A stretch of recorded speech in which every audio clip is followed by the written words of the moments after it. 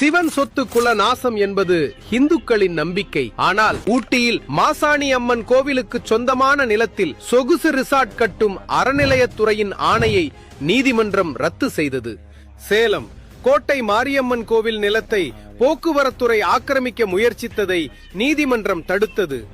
மாங்காடு காமாட்சி அம்மன் கோவில் நிலத்தில் bus stand கட்ட அரசு ஆக்கிரமிக்க முயற்சித்ததை நீதிமன்றம் தடுத்தது.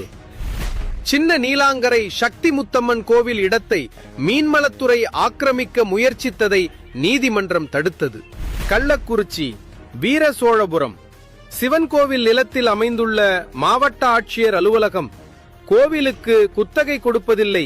சென்னை மயிலாப்பூர் கபாலீஸ்வரர் கோவில் பணத்தை எடுத்து கொளத்தூர் சோமநாதீஸ்வரர் கோவில் நிலத்தில் பள்ளி கல்லூரிகள் கட்டுவதும் பொதுமக்கள் பயன்பாட்டிற்குமான வசதிகளை செய்வது என்ன தவறு என்று கேட்கலாம்.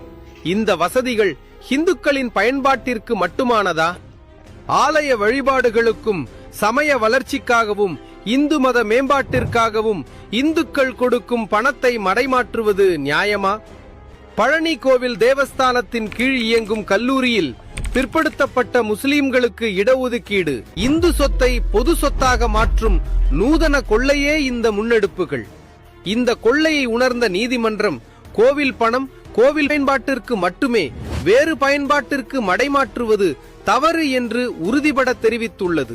1984 முதல் 85 வரை சுமார் 30,000 கோயில்கள் அறநிலையத்துறையின் கட்டுப்பாட்டில் இருந்தபோது கோவில் நிலங்களின் அளவு 5.25 லட்சம் ஏக்கர்கள்.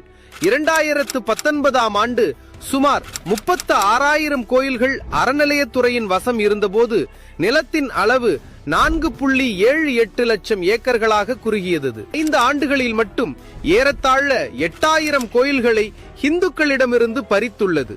இன்று அறநிலையத்துறையின் கட்டுப்பாட்டில் 43,800 கோயில்கள் இருக்கும் நிலையில் இந்துக்களிடமிருந்து ஆயிரக்கணக்கான கோயில்கள் அபகரிக்கப்படுகின்றன. ஆனால் லட்சக்கணக்கான ஏக்கர் கோயில் நிலங்கள் மாயமாகின்றன.